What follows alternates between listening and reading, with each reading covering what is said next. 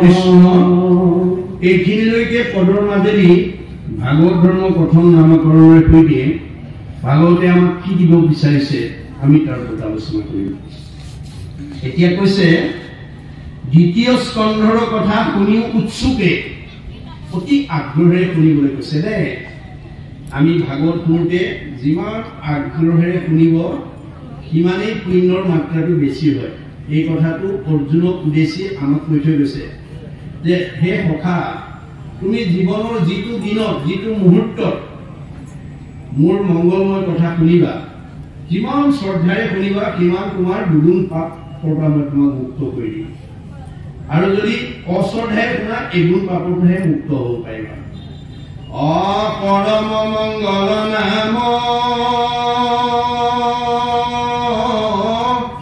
যিকোনো শ্ৰদ্ধাৰে শুনৈ, হৰৈ পাপ তাহাৰ দুগুণ,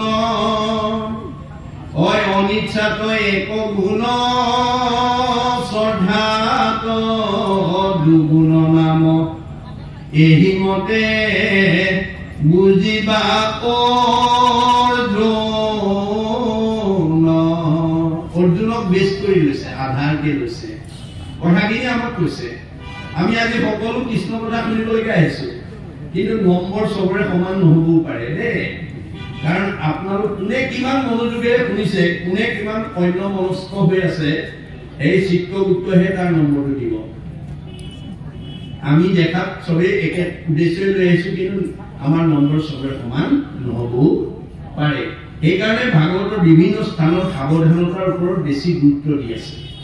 আমি কওঁ যদি আমি সামগ্ৰিকভাৱে আপুনি কিহেৰে দেখে, আমি প্ৰত্যেকে কওঁ আমি চকুৰে দেখে, কিন্তু ভাগৱত দৰ্শনে কৈছে নহয়, চকু থাকিলেও নেদেখিবা।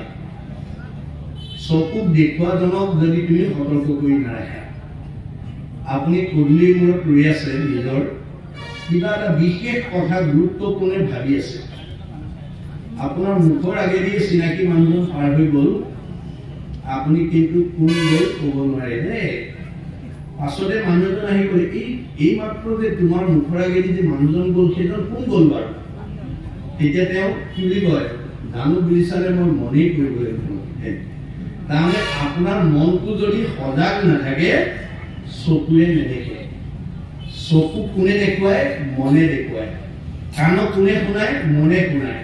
মনটো যদি অন্যমনস্ক হৈ থাকে, ইয়াত ভাগৱতে কি কৈছে আপুনি একো শুনিব নোৱাৰিব বা একো বুজিব নোৱাৰিব। সেইকাৰণে আমি সদায় সাৱধানতাটো অৱলম্বন কৰি বিশেষকৈ ভাগৱত শুনাৰ ক্ষেত্ৰত আমি সজাগ হ'ব লাগিব দেই। সেইকাৰণে কৈছে দ্বিতীয় স্কন্ধৰ কথা শুনিও উৎসুকে, নিৰ্পতিৰ প্ৰশ্ন পাছে শুনি মুনি সুকে। পৰীক্ষিতৰ প্ৰশ্ন সুকে শুনিলে, কৃষ্ণপদ পংকজক হৃদয়ত ধৰি দিলন্ত সিদ্ধান্ত তাকো সাধুৰ বাদ কৰি। মনত ৰাখিব কথাটো, আপোনাৰ বহুত জ্ঞান আছে, আপোনাৰ বহুত বুদ্ধি আছে, আপোনাৰ বিভিন্ন কৰ্ম সমৰ্থটো আছে, থাকিলে বুলিয়ে কোনোবাই প্ৰশ্ন কৰিলে বুলিয়ে ঘপকে উত্তৰ দিবলৈ নাযাব। কিন্তু উত্তৰটো দিবলৈ যাওঁতে আপুনি যিজনে আপোনাক সেই শুদ্ধ উত্তৰটো দিব সেইজনক অকণমান সময় স্মৰণ কৰি লওক, নহলে হিতেই বিপৰীত হৈ যাব পাৰে। আপুনি কেতিয়াবা ভাল কথা ক'বলৈ গৈ বেয়াৰ সন্মুখীন হৈ যাবলগীয়া হ'ব পাৰে। এনেকুৱা ঘটনা বহুতৰ হৈছে। গতিকে কোনোবাই প্ৰশ্ন এটা কৰিলে বুলি ঘপকে উত্তৰ নিদিব, যাতে তাৰ সঠিক উত্তৰটো যাতে দি সমস্যাটো সমাধান কৰিব পৰাকৈ যাতে তুমি মোক কৃপা কৰিবা। তেতিয়াহে আপুনি শুদ্ধ উত্তৰ দি মানে সমস্যা সমাধান কৰিব পাৰিব।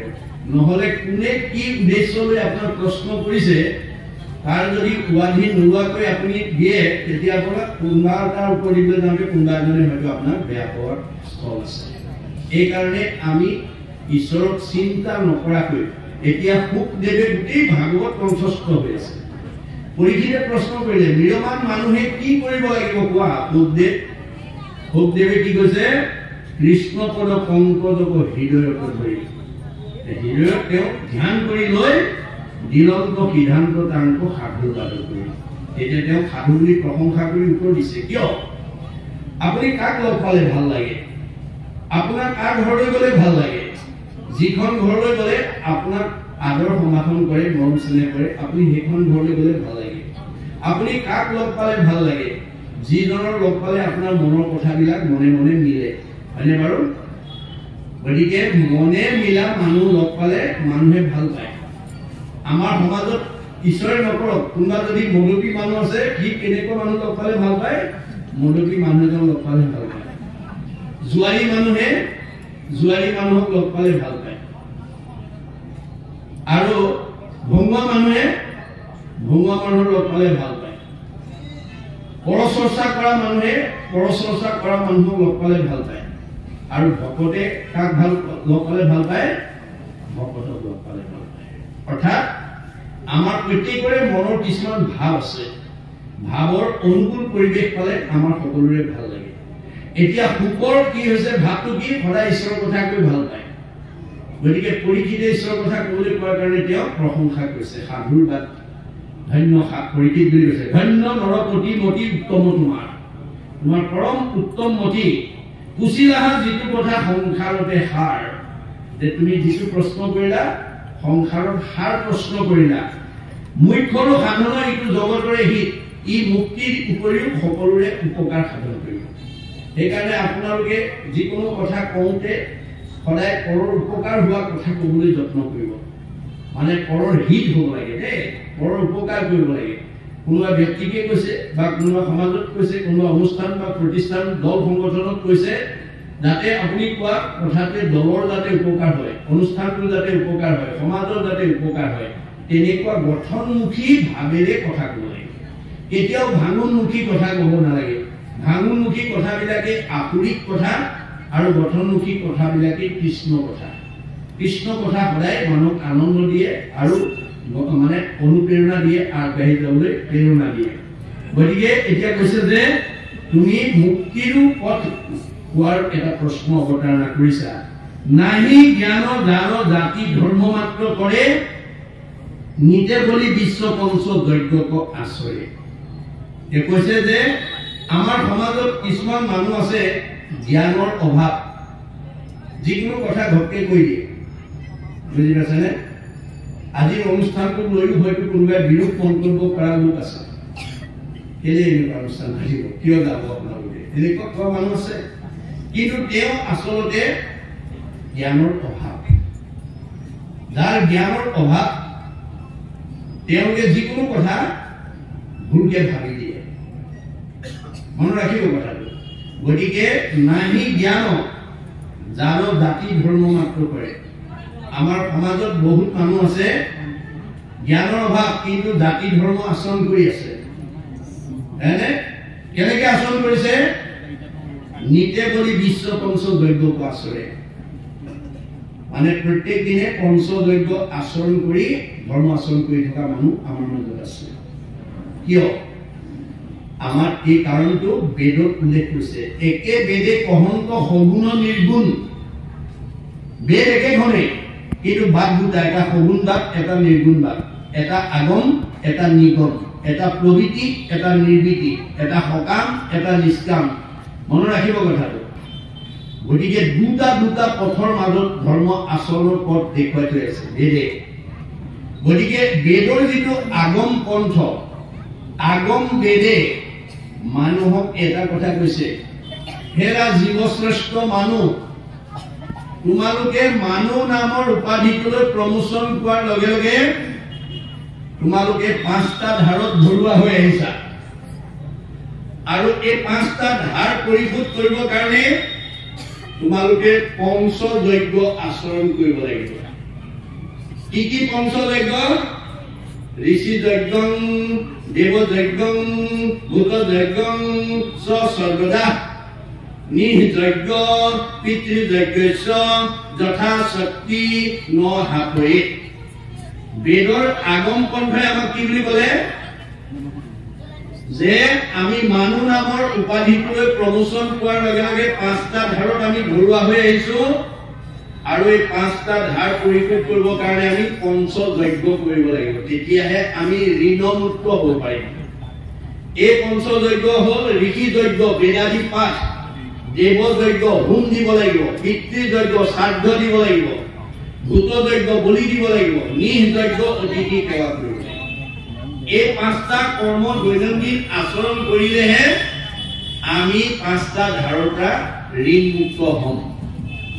গুৰুজনা প্ৰপন্ন শিষ্য মাধৱদেৱে আৱিৰ্ভাৱ হৈ আমাৰ এই বেদৰ আগম বাদৰ ওপৰত মন্তব্য কৰিলে কি বুলি? হয় হয়, আগম বেদে কোৱা পাঁচটা ধাৰ লগাটো সঁচা, কিন্তু পাঁচটা ধাৰ খুজিবৰ কাৰণে পঞ্চযজ্ঞ কৰা কথাটো মিছা। গতিকে এইটো নকৰাকেও আমি পঞ্চ ঋণৰ পৰা মুক্ত হোৱাৰ মানে খুব সহজ পথ দিছে। তেওঁ আমাক কি বুলি ক'লে? অপিতৃভূত পতিদেৱ ঋষি কুহৃদৰ উপজিলে তা সম্ভাৰ ঋণী হুৱে নৰ। হোমে দেৱ ঋণ খোজে তৰ্পণে ঋষিৰ বলিদানে ভূত শ্ৰাদ্ধ আদিয়ে পিতৃৰ। সমভাৱে কুহৃদ বৰ খোজে ঋণ এহি মতে ঋণী সদা ভকতি বিহীন। আজিৰ দৰে যে ঈশ্বৰৰ কথা নুশুনে, ঈশ্বৰৰ কথা নকয়, ঈশ্বৰৰ নাম নাগায়, সেইবিলাক মানুহৰ কাৰণে এই পাঁচটা যজ্ঞ কৰিব লাগিব। তেওঁলোকে পাঁচটা ধাৰত ধৰুৱা হ'ব। কায় বাক্য মন কৰি নিশ্চয় যিজন মুকুন্দৰ চৰণত পখিল শৰণ। তাৰ হব ঋণ খোজা গৈল সমস্তৰে নকৰি ঋণী আৰু নহিকিতো নৰে। আমি কাই বাক্য মন একনিষ্ঠ কৰি এক দেও এক সেও একবিনে নাই কেও এক ভগৱন্তক যদি কোনোবাই আশ্ৰয় ল'ব পাৰে, তেতিয়া তেওঁ কোনো পাঁচটা ধাৰে পৰিশোধ মানে ঋণগ্ৰস্ত কৰিব নোৱাৰে। আমাৰ পেটৰ মতে আমাৰ প্ৰত্যেক গৃহতে পাঁচটা পাপ লাগে। মই যোৱাকালি কৈছো, আজি কৈছো প্ৰসংগত। আমাৰ প্ৰত্যেক ঘৰ গৃহস্থী যি সম্প্ৰদায়ৰ মানুহে নহওক, যি ধৰ্মাৱলম্বী মানুহেই নহওক, আমাৰ গৃহস্থী ধৰ্ম ৰাতিপুৱা শুই উঠাৰ পৰা গধূলা পোৱালৈকে কৰ্মবিলাক কৰোঁতে পাঁচটা পাপ প্ৰত্যেক গৃহস্থী ঘৰতে সিদ্ধ হয় বুলি বেদে সিদ্ধান্ত দিছে। ভাগৱতে কৈছে কি বুলি? যে কন্দনি পেশনি চুলি কলসী মাৰ্জনী গৃহস্থৰ পঞ্চ হিংসা সিজে ৰাতি দিনি। দিনে ৰাতি কৰ্মবিলাক কৰোঁতে পাঁচটা পাপ সিদ্ধ হয়। কন্দনি মানে ঢেঁকী বা মিক্সাৰ। আজিকালি ঢেঁকীটো নাইকিয়াই হৈ গৈছে। মিক্সাৰ বা ঢেঁকীত আমাৰ ধান বনা, পিঠা খুন্দা, চিৰা খুন্দা, জা জলপান কৰা কৰোঁতে ব্ৰহ্ম হত্যা হয়। তাত এটা পাপ লাগে। পেশনি পতাত মছলা পিছা, সৰিয়হ পিছা, আদা পিছা, জলকীয়া পিছা কৰি পেলাই অন্ন তৈয়াৰ কৰোঁতে তাত ব্ৰহ্ম হত্যা হয়। এটা সৰিয়হ পিচি পেলাই আপুনি মছলা তৈয়াৰ কৰিলে, এটা সৰিয়হ যদি সিঁচি দিয়া হ'লে এজোপা সৰিয়হ গছ হ'লহেঁতেন, তাৰ পৰা বহুত সৰিয়হ গুটি হ'লহেঁতেন। আপুনি পিচি পেলাই মাৰি পেলাই দিয়ে, ব্ৰহ্ম হত্যা কৰিব। পেশনি চুৰি জুহালত গেছত ৰন্ধনশালাত অন্ন তৈয়াৰ কৰোঁতে ব্ৰহ্ম হত্যা হয়, তাতো পাপ লাগে। খণ্ডনি পেশনি চুৰি কলসী কলহ বা কোনো পাত্ৰত পানী আনোতে পাপ লাগে। চকুৰে মনিব নোৱাৰা জীৱাণু আহে, গৰম কৰি মাৰি পেলোৱা হয়, ব্ৰহ্ম হত্যা হয়, তাতো পাপ লাগে। খণ্ডনি পেশনি চুৰি কলসী মাৰ্জনী ঠাই ঘৰ মচোতে সাৰোতে আপুনি ঝাৰুটো লৈ ঘৰটো সাৰি আনিছে, সৰু গুৰি পৰুৱা পোক পৰুৱা মৰি গৈছে। হাতেৰে ঠাইখন মচি আনোতে মনিব নোৱাৰা প্ৰাণী মৰি গৈছে। এইকেইটা আমাৰ পাঁচটা পাপ প্ৰতি ঘৰ প্ৰতি গৃহস্থী ঘৰতে ৰাতিপুৱা গধূলা সিদ্ধ হয় বুলি কৈছে। তাৰো দুখে গৃহবাসী স্বৰ্গকৈ নাযায় বুলি কৈছে। ভাগৱতে কৈছে বা বেদে কৈছে যে এই পাঁচটা পাপৰ কাৰণে সেই ঘৰখনত বাস কৰি থকা জীৱকেইটা বৈকুণ্ঠ দূৰৰ কথা, স্বৰ্গলৈকে যাব নোৱাৰে। কিন্তু তাৰো উপায় দিছে, কৃষ্ণ অৰ্থে কৰি কোনো মুকুতিক পায়। যদি আইগৰাকীয়ে কৰ্মবিলাক কৰোঁতে ঈশ্বৰক অৰ্পণ কৰিব পাৰে, ৰন্ধন কৰোঁতে আপুনি বনাবলৈ দিয়া চাউল কেইটা ধোৱাৰ আগতে এমুঠি চাউল হাতত তুলি লৈ এটি পবিত্ৰ পাত্ৰত গুৰু দেও নাম ভগতত লাগিব অৰ্থে বা ভগৱন্তত লাগিব অৰ্থে অৰ্পণ কৰা হ'ল। কৃষ্ণ এইবুলি এমুঠি চাউল এটা পাত্ৰত থৈ লোৱাৰ পিছতে বাকীখিনি শ্ৰদ্ধা ভাৱেৰে ধুই পখালি ৰন্ধন কৰিব লাগে। ৰন্ধনৰ অন্তত আকৌ খাবলৈ দিওঁতেও কৃষ্ণ মন্ত্ৰ উচ্চাৰণ কৰি দিব লাগে। আৰু এইটো প্ৰথম প্ৰতিজ্ঞা হিচাপে বিয়া দিনাখনে আইসকলক কৰোৱা হৈছিল। কৰ্মকাণ্ডী মতেই পাওক কিংবা অন্য ধৰ্ম অনুষ্ঠান বা আমাৰ সংঘৰ মতেই হওক বা সত্ৰ মতেই হওক, যি প্ৰকাৰেই বিয়া নহওক, বেদৰ মতে বিবাহিত তিৰোতা গৰাকীক স্বামীয়ে ভৱিষ্যত দাম্পত্য জীৱন, যুগ্ম জীৱন, সাংসাৰিক জীৱন মানে শুদ্ধভাৱে পৰিচালনা কৰিবৰ কাৰণে 7টা প্ৰতিজ্ঞা কৰায়। তাৰে প্ৰথম প্ৰতিজ্ঞাটো অন্নৰ ওপৰত কৰে। অন্ন লাভৰ কাৰণে তুমি প্ৰথম খোজ আগবঢ়োৱা। আইগৰাকীয়ে কয়, আজিৰ পৰা ধন ধান অন্ন ব্যঞ্জন আদি মোৰ অধীন হ'ব, সেই অৰ্থে মই প্ৰথম খোজ আগবঢ়াইছো। এইবুলি সোঁভৰিটো উত্তৰ দিশলৈ এখোজ আগবঢ়াই দিলে। অন্নৰ ওপৰত প্ৰাধান্য কিয় দিলে? যে বিবাহিত কন্যাগৰাকীয়ে পৰৱৰ্তী সময়ত স্বামীকে প্ৰমুখ্য কৰি ঘৰৰ পৰিয়ালবৰ্গ, আলহী অতিথি, ভকত বৈষ্ণৱক ৰন্ধন কৰি অন্ন আদি খাদ্য দ্ৰব্য যোগাৰ কৰি দিয়ে। আৰু সেই অন্ন খোৱাৰ পিছত আমাৰ 7 ধাতুৰ সৃষ্টি হয়। অন্নৰ পৰা ৰস, ৰসৰ পৰা তেজ, তেজৰ পৰা মাংস, মাংসৰ পৰা মেদ, মেদৰ পৰা হাড়, হাড়ৰ পৰা মজ্জা, মজ্জাৰ পৰা শুক্ৰ, শুক্ৰৰ পৰা সতি সন্তান, পৰম শক্তি। এই অন্ন শুদ্ধ হলেহে ব্ৰহ্ম শুদ্ধ হব। অন্ন যদি শুদ্ধ নহয়, সেই ব্ৰহ্ম কেতিয়াও শুদ্ধ নহয়। আৰু শুদ্ধ ব্ৰহ্ম নহলে সৎ সন্তানৰ পিতৃ মাতৃ হব নোৱাৰিব। তেতিয়া অন্ন শুদ্ধ কৰিবলৈ হলে আমাক কি কৰিব লাগিব? ভাগৱতে উঠাই দিছে, জলপুষ্প ফলমূল খাদ্য দ্ৰব্য যত অন্ন আদি কৰি হবে অৰ্পিব কৃষ্ণত।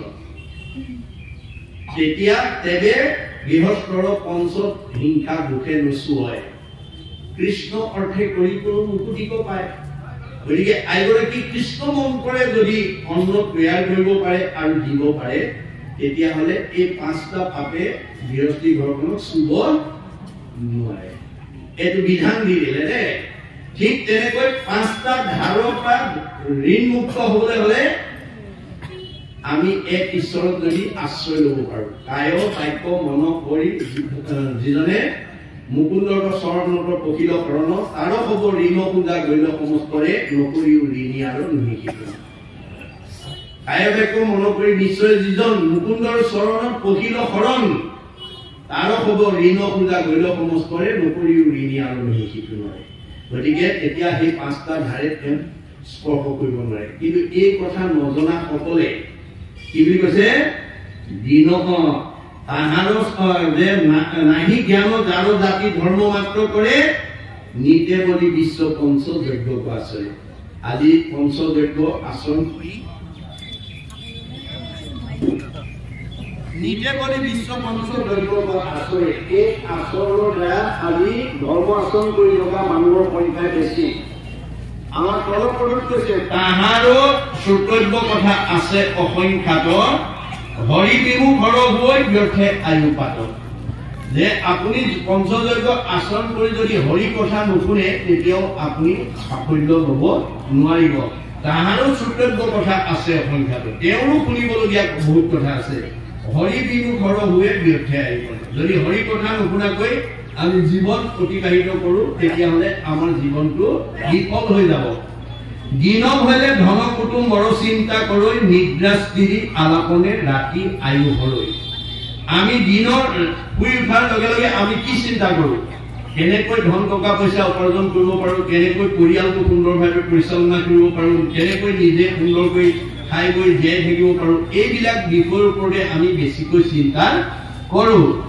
আৰু নিদ্ৰা হলে স্ত্ৰী আলাপনাত আমাৰ আয়ুসবিলাক গৈ থাকে। মিছা বিষয়ক মাত্ৰ কৰৈ অভিলাষ। এতিয়া আমি মিছা বিষয়ক লৈ অভিলাষ কৰি আছো। কি মিছা? দেখাবোৰ চব মিছা বুলি কৈছে। হৰিকি কেৱলে সঁচা মাত্ৰ, ৰাম ৰাম ৰাম ৰাম ৰাম কান্ত বিনে মিছা যত দেখি শুনি। মানে আমি চকুৰে যিমান দেখিছো, কাণেৰে যিমান শুনিছো, চব মিছা বুলি কৈছে। সঁচা কেৱল হৰি।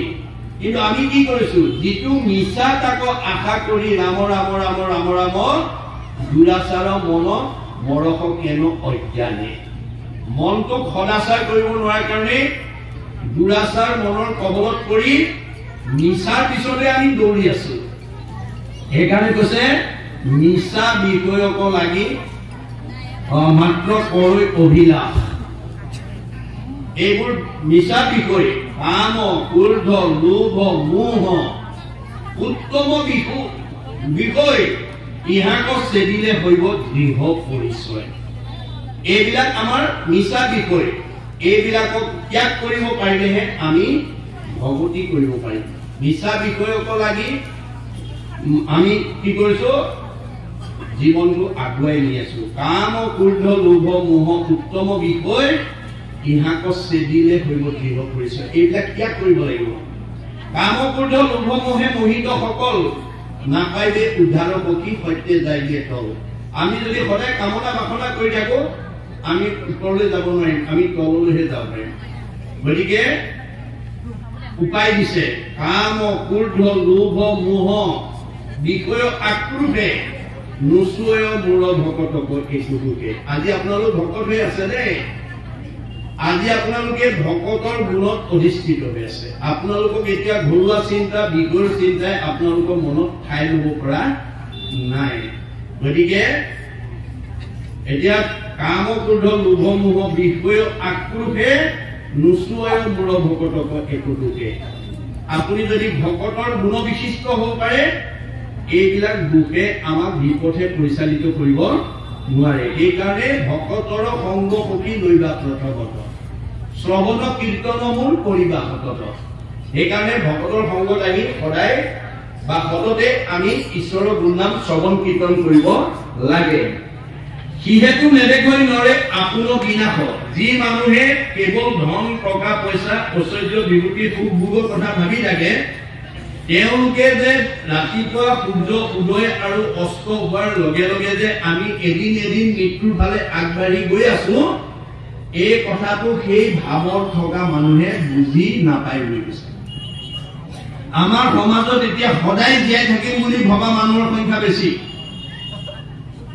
আমাৰ সমাজত বহুত মানুহে ভাবে মই সদায় জীয়াই থাকিম আৰু সদায় জীয়াই থাকিম বুলি ভবা মানুহে আনক দুখ কষ্ট দিবলৈ আনক আঘাত দিবলৈ আনক অন্যায় কৰিবলৈ আনক ঠগ প্ৰবঞ্চনা কৰিবলৈ কুণ্ঠাবোধ নকৰে মনত ৰাখিব দেই কোন মানুহে আনক ঠগিব পাৰিব যি মানুহে সদায় নিজে জীয়াই থাকিব বুলি ভাবে যি মানুহে ভাবে এইবিলাক লোকক ঠগ প্ৰবঞ্চনা কৰি কি আছে 100 বছৰহে দিছে এইবিলাক কৰিবলৈ গ'লে তাৰো আয়ুস কাটিব আপুনি আনক ঠগ প্ৰবঞ্চনা কৰি দুখ দি আঘাত দিব পাৰিব কিন্তু আপোনাৰ আয়ুস কাটি দিব আনক দুখ কষ্ট দিয়া আনক অন্যায় কৰা আনক ঠগ প্ৰবঞ্চনা কৰা মানুহে কোনোদিন ভগৱানে দিয়া 100 বছৰ ভোগ কৰিবলৈ নাপায় মনত ৰাখিব আৰু ল'ৰা ছোৱালী ক'ব উঠি অহা ল'ৰা ছোৱালী পাৰিলে কাৰোবাক উপকাৰ কৰিবলৈ কৈছে তাকো হিংসা কৰিবলৈ মানা কৰিছে কাক হিংসা কৰিব চবতে ভগৱানে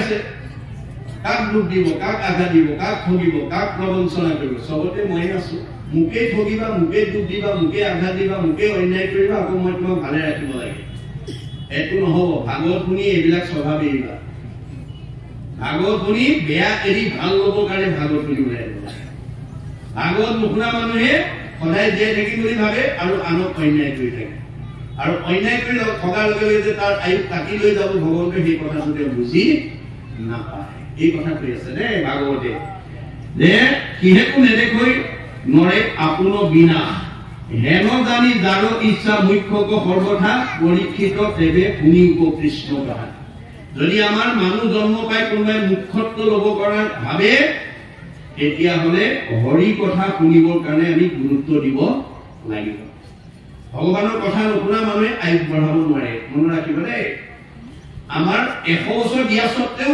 আমাৰ বহুতে 100 বছৰ ভোগ কৰিবলৈ পোৱা নাই গণগুণ ক'ত লাগিল ৰহস্য ক'ত আমাকতো ভগৱানে 100 বছৰ দিছে ভগৱানে কৈছে মই মানুহ মাত্ৰে 100 বছৰ দিছো মনুষ্যৰ আয়ুসত বহি সংখ্যা তৎসত্ত্বেও আমি 100 বছৰ ভোগ কৰিবলৈ নোপোৱাকৈ কিয় গুচি যাব লগা হৈছে ভাগৱতৰ দৰ্শন নোলোৱাৰ কাৰণে ভাগৱতৰ দৰ্শন যদি জানি আমি নীতি সদাচাৰক যদি গুৰুত্ব দিওঁ আধ্যাত্মিকতাক যদি গুৰুত্ব দিওঁ আমাৰ আয়ুস বাঢ়িব গুৰুজনৰ দিনত কেইবাজনো আটাপুৰুষে আইন কৰাইছে, বদলা আটাই আইন কৰাইছে, ৰামৰাম আটাই আইন কৰাইছে, মথুৰা দাস আটাই 151 বছৰলৈকে আইন কৰাইছে।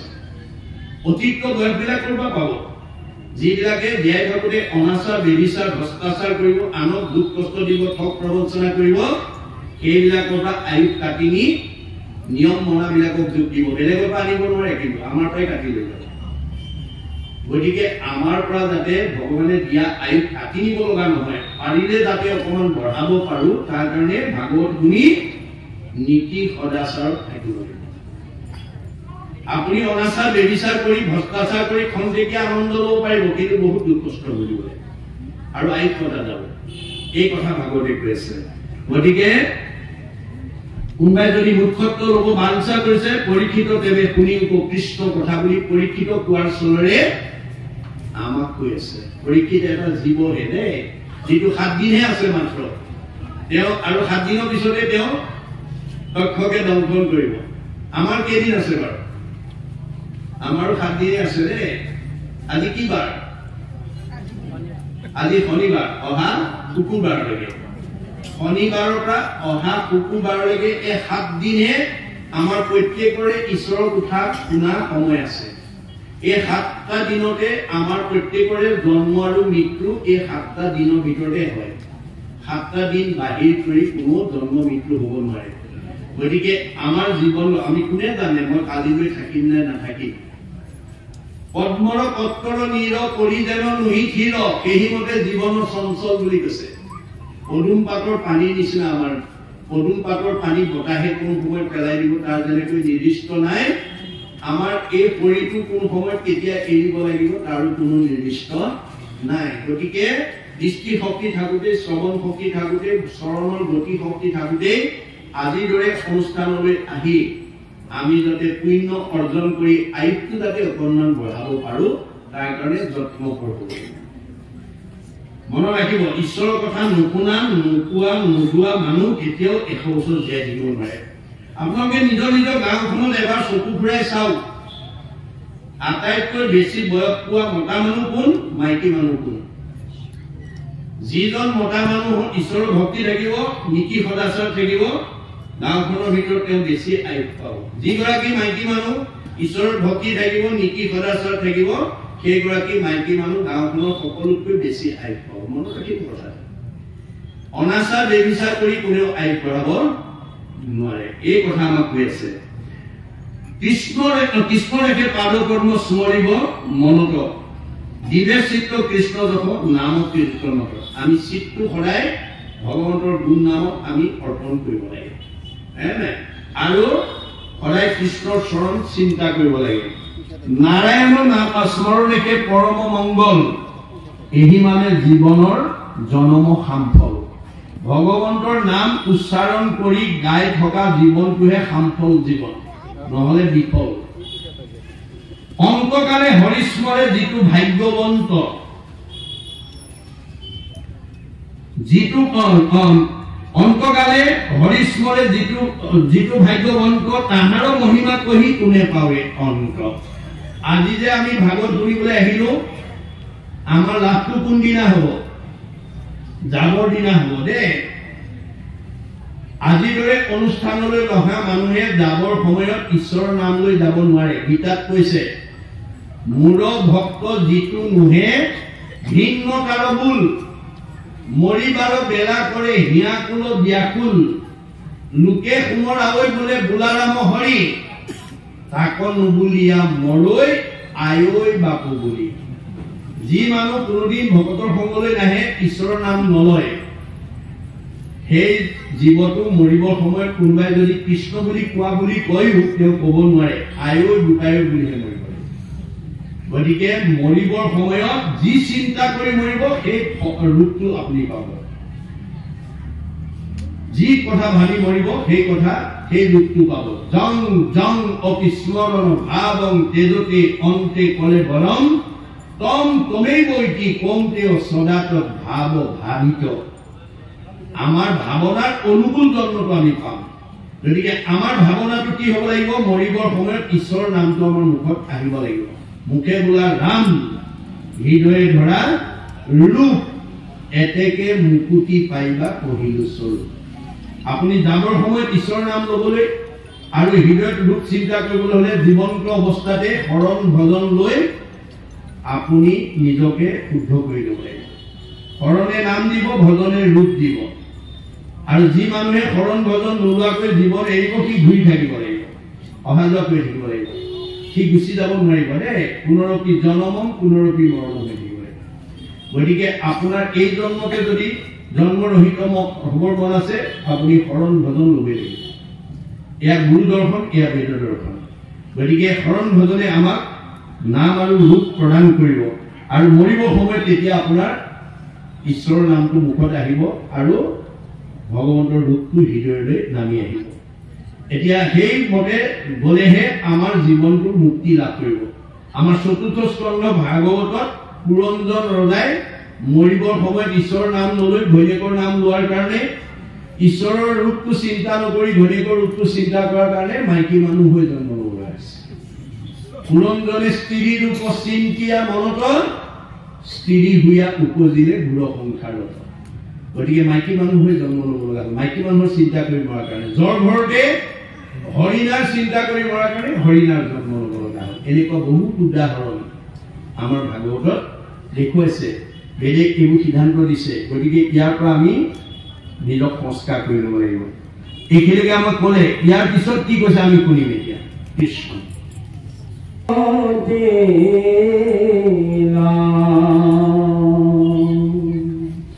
तुम्हारे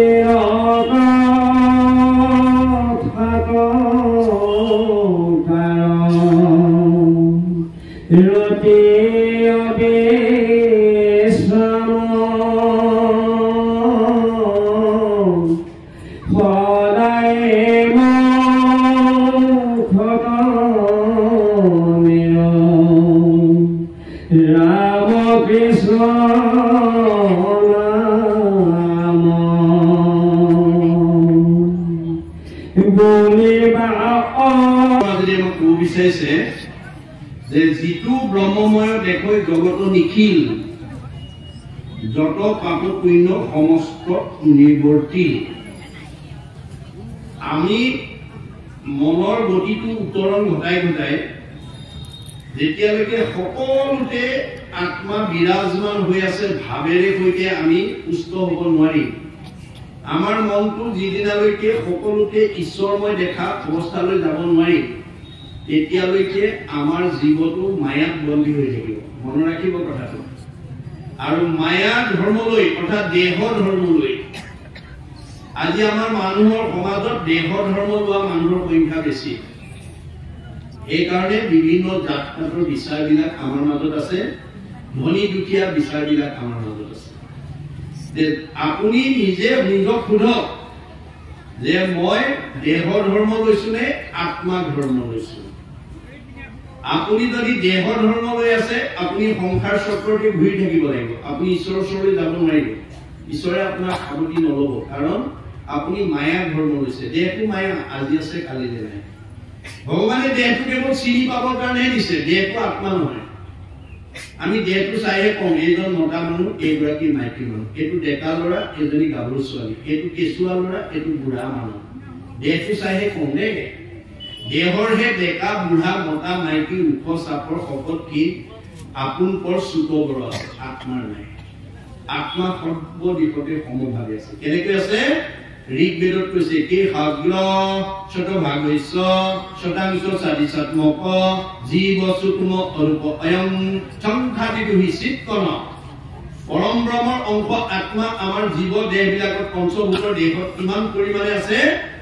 চুলিৰ আগ এডাল 10,000 ভাগ কৰি এভাগ ল'লে যিমান সূক্ষ্ম অণু হয়, সিমান সূক্ষ্ম অণুৰূপে আমাৰ দেহবিলাকত সোমাই আছে। এই ভাৱনাটো যিদিনালৈকে আমাৰ মনলৈ নাহিব, সেই দিনালৈকে আমি সংসাৰ চক্ৰত ঘূৰি থাকিব। ইয়াৰ এটা জ্বলন্ত উদাহৰণ এজন ব্ৰাহ্মণ আৰু এজন মুচিৰ যোগেদি দেখুৱাইছে।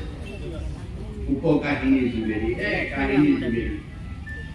এদিন দেৱৰ্ষি নাৰদে হাতে বিনা যন্ত্ৰ মুখে ৰাম নাম হৃদয়ত কৃষ্ণমূৰ্তি স্ফূৰ্তি হৈছে নাৰায়ণ নাৰায়ণ কৰি আহি আছে বাটতে এজন ব্ৰাহ্মণে দেখা পালে সুধিলে দেৱৰী কি তুমি ইমান আনন্দ মনেৰে উৎফুল্লিত হৈ ক'ত যোৱা দেৱ মই বৈকুণ্ঠত ভগৱন্তক লগ পাবৰ কাৰণে আহিছো ব্ৰাহ্মণে ক'লে তুমি পৰম ভাগ্যৱান তুমি জীৱনতে ঈশ্বৰক দৰ্শন কৰিব পাৰা তোমাৰ সমান আৰু ভাগ্যৱান লোক পৃথিৱীত নাই ঠিক আছে তুমি যদি বৈকুণ্ঠত ভগৱন্তক লগ কৰিবলৈ যোৱা মোৰ মনৰ সংশয় দুটা আছে তুমি ভগৱন্তৰ পৰা সুধি আহিবাচোন বোলে কি সংশয় মোৰ প্ৰথম সংশয়টো হৈছে ভগৱানে অহৰ্নিশে বৈকুণ্ঠত কি কৰে এই কথাটো মই জানিব বিচাৰো আৰু মই এই মায়াময় সংসাৰখনত কিমান দিন আৰু কষ্ট কৰি পৰিয়াল পোহপাল কৰি জীয়াই থাকিব লাগিব কেতিয়া তেওঁৰ ওচৰলৈ যাব পাৰিম সেই কথাটো সুধি আহিব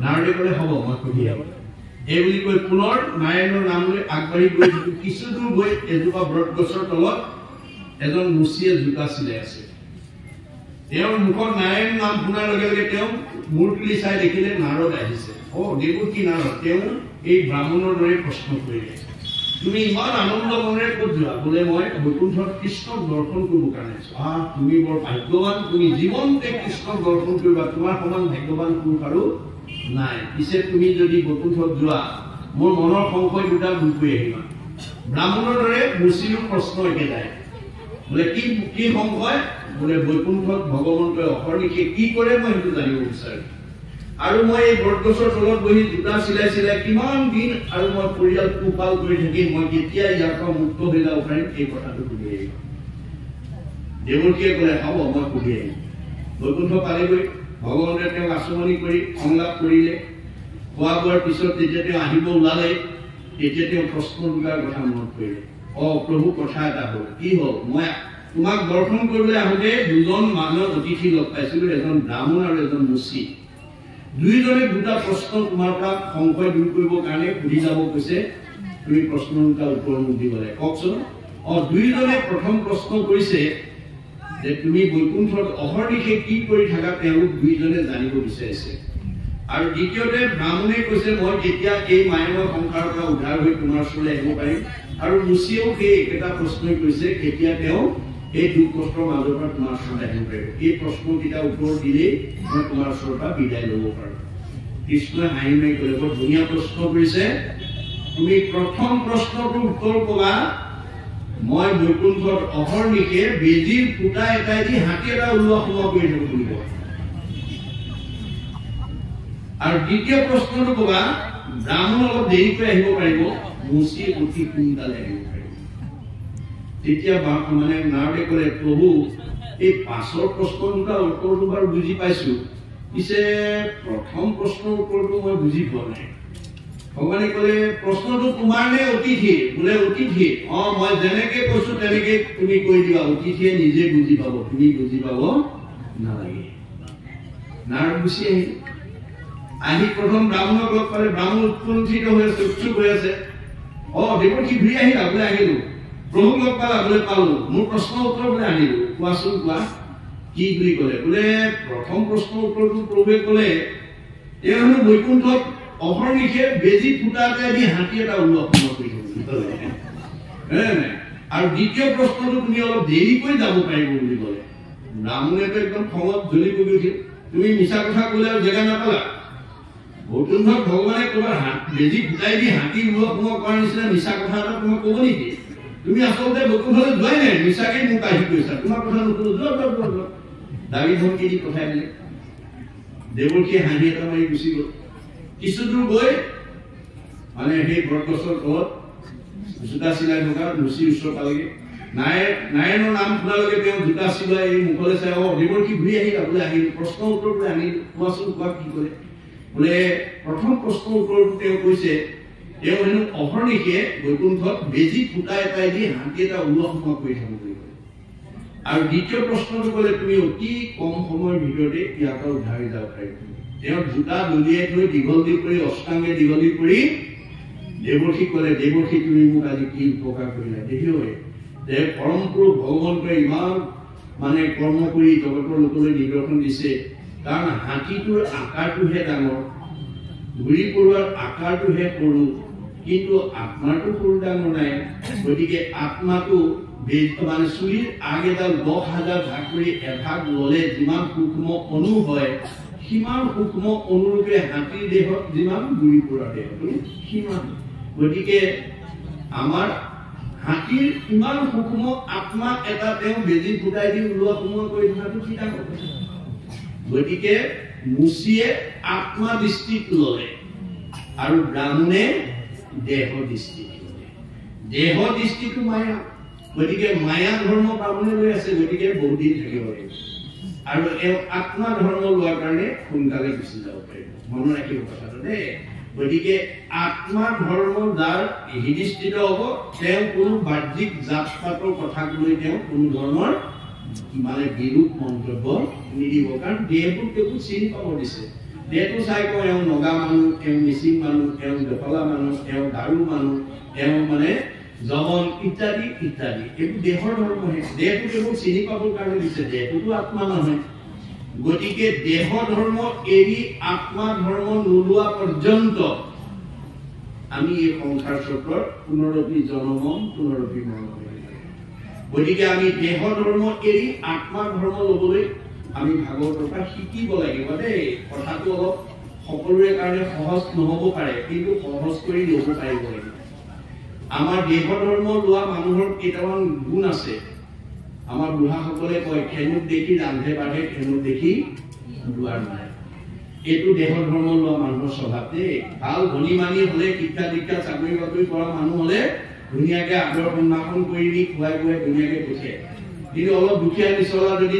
চাকৰি বাকৰি নোহোৱা মানুহ আহে তেওঁ সেই চোতালতে কি একিও দেশে আহি সুধিবলৈ তাৰপৰা সেইটো স্বভাৱ যদি আছে এৰিব দেই আপোনালোকে গতিকে সেইটো এৰি দুখীয়া হওক ধনী হওক আপোনাৰ ঘৰলৈ আহিলে আত্মা ঈশ্বৰ আহিছে বুলি ভাবি আপুনি তেওঁক বহুৱাই লৈ অন্তত আশীৰ্বাদ এটা ল'ব একো নজনা মানুহজনেও দুটা কথা ক'ব অ হৰি অ ৰাম অ হৰি মানে তেওঁ আত্মাই কৈ দিলে ভগৱানক প্ৰভু হৰতি পাপ ইতি হৰি এই ঘৰখনৰ পৰিয়ালৰ সকলো পাপবিলাক তুমি হৰণ কৰি লৈ যোৱা আৰু ও ৰাম ৰাম নামক ৰমণ কৰি চৈতন্য কৰি ৰাখা আপুনি ৰাম নাম লোৱা মানুহবিলাক জীয়াতে মৰা বুলি অলপ আগত মই কৈছে কপিল প্ৰভুৱে কৈছে গতিকে সকলোৰে মুখতে যাতে ৰাম নাম আহি এওঁলোক যাতে জীৱন্ত মানুহ হৈ থাকক এইবুলি দুটা কথা আমাক আশীৰ্বাদ দিব গতিকে সেইকাৰণে সকলোকে আত্মা দৃষ্টিৰে যাতে আমি সম্ভাষণ কৰিব পাৰোঁ তাৰ প্ৰতি আমি গুৰুত্ব দিব যদি আমাৰ সেই জ্ঞানৰ অভাৱ হয় তেতিয়াহ'লে আমি সংসাৰ চক্ৰত ঘূৰি থাকিব লাগিব গতিকে আত্মা দৃষ্টিৰে যদি আমি জগতখনক চাওঁ আমি ভগৱানৰ প্ৰিয় হ'ব পাৰিম দেই ভগৱানৰ সৃষ্টিৰ সকলো প্ৰাণীকে তেওঁ আত্মাৰূপে বিৰাজমান কৰি আছে কুকুৰ শ্ৰীকাৰ্য গতৰ ভৰু আত্মাৰাম গতিকে যিটো ব্ৰহ্মময় দেখুৱাই জগত নিখিল যত পাপ পুণ্য সমস্ততে নিৰ্ভৰশীল পাপ আৰু পুণ্য দুইটাতে আপুনি নাইকিয়া কৰিব লাগিব দেই ভগৱতীৰ দ্বাৰা মনত ৰাখিব আকৌ শুনিব কথাটো যিটো ব্ৰহ্মময় দেখুৱাই জগত নিখিল নিখিল মানে গোটেই জগতখনতে ঈশ্বৰ আছে বুলি যাৰ অনুভৱ হ'ব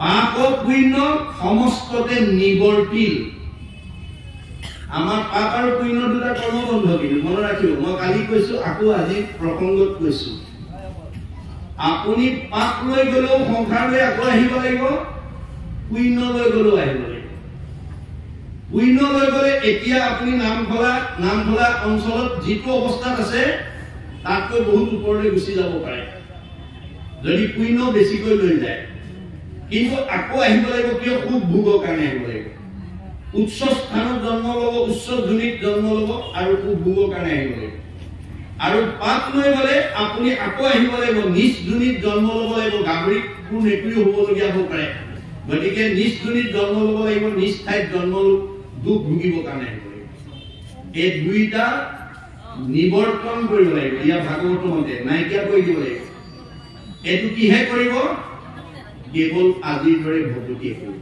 মনত ৰাখিব দেই যে নহলে আপুনি দুটা বস্তু নিবই লাগিব, দুটা বস্তু আনিবই লাগিব।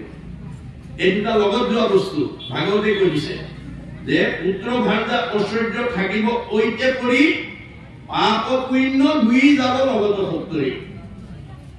আপুনি নজনাকে খাই খাওঁতে পোক পৰুৱা মৰিলেও পাপ হৈ গ'ল। মই নাজানি মাৰিছো বুলি আপুনি পাপ নহয় বুলি নামাৰিব। মই অলপ আগতে উদাহৰণ দিছো, নাজানি বিহ খালেও মানুহ মৰিব।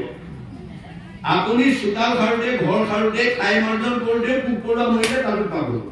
সেইটো পাপ, সেইটো পাপ। আপুনি সেইটো লৈ যাব লাগিব। সেইটো পৰা আপুনি ৰেহাই নাপায়। নাজানি কৰিলো বুলি আপোনাক ৰেহাই নিদিয়ে। গতিকে দুটা বস্তু আমাৰ প্ৰত্যেকৰ লগত যাবই। গতিকে যদি আপোনাৰ পুণ্যৰ টুকুৰা বেছি হয় ওপৰলৈ যাব, যদি পাপ বেছি লৈ যায় তললৈ আহিব। ইমানেই কাম আৰু জীৱৰ দুটাই খণ্ড, হয় ওপৰলৈ নহয় তললৈ, হয় ঊৰ্ধ্বগতি নহয় অধোগতি। এই দুটা বস্তু আমাক ঘূৰাই থাকিব, 200 মাইলৰ ভিতৰত ঘূৰি থাকিব লাগিব।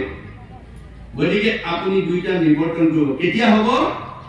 এই ইয়াত কৈছে যে যেতিয়া বিষ্ণুময় দেখিব গোটেই জগতখন, গোটেই জগতখন যেতিয়া যিটো ব্ৰহ্মময় দেখো জগত নিখিল, যত পাপ পুণ্য সমস্ততে নিবৰ্তিল, পাপ পুণ্য প্লাছ মাইনাছ 0 হৈ যাব। সেইদিনাখন আপোনাৰ আত্মা ৰকেটৰ দৰে গুচি যাব। 3টা লেয়াৰ ভেদ কৰিব, টপস্ফিয়াৰ, টেটস্ফিয়াৰ, আইনোস্ফিয়াৰ, একদম ভেদ কৰি বৈকুণ্ঠত গুচি যাব। আৰু কৃষ্ণ কথা নুশুনা ব্ৰহ্মময় নেদেখা জীৱবিলাক 200 মাইলৰ ভিতৰত ঘূৰি থাকিব। এই 3টা লেয়াৰ ভেদ কৰিব নোৱাৰি। অহা যোৱা কৰিব। যিমান আপুনি শিক্ষিত নহওক, যিমান আপুনি ধনী নহওক, যিমান আপুনি বিদ্যাৱন্ত নহওক, এইবিলাকে আপোনাক জীৱক উদ্ধাৰ কৰিব নোৱাৰে। এইবিলাক কেৱল ভোগৰ বস্তুহে। এইবোৰ কেৱল ভোগৰ বস্তু, আৰু এইটো কেৱল পুণ্যৰ ফলশ্ৰুতি। পুণ্যই আমাক ভোগ দিবই য'তেই নাথাকক। গতিকে যিবোৰ মানুহ পুণ্যলৈ আহিছে আমাৰ সমাজতে একদম সুখত ভোগত আনন্দত আছে, আৰু যিবিলাকে পাপ বেছি লৈ আহিছে দুখত আছে। দুটাই কথা। গতিকে কিন্তু এই দুইটাই আপোনাক ঘূৰাই থাকিব, কিন্তু আপুনি যাব নোৱাৰিব। গতিকে এই দুইটাৰ পৰা নিৰ্বৰ্তন হ'ব কাৰণে আমি জগতখনক নিখিল জগতকে ব্ৰহ্মময় দেখিব, আত্মাময় দেখিব লাগিব দেই। বিষ্ণুময় দেখে যিটো সমস্ত জগতক জীৱন্তকে মুক্ত, সিটো অচিৰকালত। ই জীৱন্ত মুক্ত হৈ গ'ল। মৰাৰ পিছত মুক্তটো আমাৰ গুৰুজনৰ দৰ্শনেই নহয়। আপুনি মুক্তি নিবিচাৰিলেও মুক্তি আপোনাৰ পিছত গুচি যাব, যদি আপুনি ভক্তি কৰিছে। আপুনি যদি ভক্তি কৰিছে মুক্তি আপোনাৰ পিছত গুচি যাব। আপুনি মুক্তি বিচাৰিব নালাগে, মুক্তিহে আপোনাৰ পিছে পিছে গৈ থাকিব। গতিকে আমাৰ ভগৱতীয়ে আমাৰ এই পাপ আৰু পুণ্য দুইটা কৰ্ম বন্ধৰ পৰা মুক্ত কৰিব বুলি উদ্ধৱক কৈছে। মাধৱে বুলন্ত সখী শুনা মূৰ ভেদ, মূৰ ভগৱতীকে কৰে কৰ্ম বন্ধ ছেদ। আজিৰ দৰে ভক্তি নকৰা কোনো জীৱক এই সংসাৰৰ পৰা ওলাই যাব পাৰে। মনত ৰাখিব লাগে। সেই পথটো আৱিষ্কাৰ কৰিবলৈ যাওঁতে আপুনি কিমান পুণ্যৱান হ'ব লাগিব, আপোনাৰ প্ৰতি কিমান ভগৱানৰ কৃপা কৰিব লাগিব, এই কথাটো অনুভৱ কৰিব লাগিব দেই। উপলব্ধিহে সংস্কাৰ আনিব। সেইকাৰণে কৈছে যে হৰিৰ কথাটো তাৰ ৰতি অবিশ্ৰাম, সদায় মুখত নেৰৈ ৰাম কৃষ্ণ নাম। তেতিয়া আমাৰ কি হ'ব? ৰাম কৃষ্ণ নামটো অনবল হৈ যাব। যাৰ মুখত সদায় ঈশ্বৰ কৃষ্ণৰ নাম উচ্চাৰণ হৈ আছে, জানিব সি মুক্তিৰ পথটো প্ৰশস্ত কৰি আছে, মুক্তিৰ পথটো খোলা কৰি আছে। বুলিবা অপূৰ্ব কিনো কহি নাহা মুনি, ইটো কথা একো পুৰুষত নত শুনি। যদি তুমি কব খোজা হে পৰীক্ষিত, হে সুকমুনি, এনেকুৱা কথাটো মই পূৰ্বত কেতিয়াও শুনা নাই, এই বুলি যদি তুমি প্ৰশ্ন অৱতাৰণা কৰা, বুলিবা অপূৰ্ব কিনো কহিলা হামুনি, কি অপূৰ্ব কথা কৈছা, কোনো কালত নুশুনা কথা কৈছা। ইটো কথা একো পুৰুষতো নত শুনি, মই কোনো পুৰুষৰ পৰা কোনো মানুহৰ পৰা এনেকুৱা কথা আগতে শুনা নাই, এই বুলি যদি তুমি প্ৰশ্ন কৰা, শুনা সাৱধানে আৰু নিৰ্পতি উত্তৰ। তেতিয়াহ'লে তুমি সাৱধানে ইয়াৰ উত্তৰটো শুনা। ইটো মহাভাগৱত শাস্ত্ৰ বৈকুণ্ঠৰ, যে মই তোমাক যিখিনি কথা কৈছো বৈকুণ্ঠৰ মহাভাগৱত শাস্ত্ৰৰ কথা কৈছো। আজি আমি যিখন শাস্ত্ৰ এই মানে ৰভাৰ তলত শুনি আছো, এইখন পূৰ্বতে ক'ত আছিলে? স্বাদত অমৃতময় পৰম আনন্দ ৰস পূৰ্বতে আছিলা বৈকুণ্ঠত। কৃষ্ণৰ কৃপাটো পাছে অৰ্ধেক বয়স গৈলে পাইলা ব্ৰহ্মা পদ্ম কলপত পদ্ম কল্পত ব্ৰহ্মাই আধা বয়স যাওঁতে শ্ৰীনাৰায়ণৰ মুখৰ পৰা 4 শ্লোকত এই ভাগৱত বস্তু শুনিছিলে শুনি কি কৰিলে ব্ৰহ্মা দিলা নাৰদক ইটো ফলৰ ৰহস্যক নাৰদে ব্যাসক আনি দিলা নগৈল তিলেক ভাগি ইডালে সিডালে লাগি কুপ মুখে মাটিত নামিলা কুকে পৰীক্ষিত কোৱা ভাগৱত আজি আমি ৰভাৰ তলত বহি শুনি আছো গুৰুজনে আহ্বান জনাইছে কৰা পান ফল ইটো যাৰ আছে ভাগ্য যিটো ৰস বিভাগত চতুৰ আজি আৰু অহা সকলক ভাগ্যৱান বুলি কৈছে আৰু টেঙৰ মানুহ বুলি কৈছে ভাগ্যহীন দলে নিমন্ত্ৰণ পালো আহিব নোৱাৰে মানে বুধাজন আহিব নোৱাৰে কৰা পান ফল ইটো যাৰ আছে ভাগ্য যিটো ৰস বিভাগত চতুৰ সাধুৰ সংগ অনুসৰি কৃষ্ণ কথা কৰ্ণে ভৰি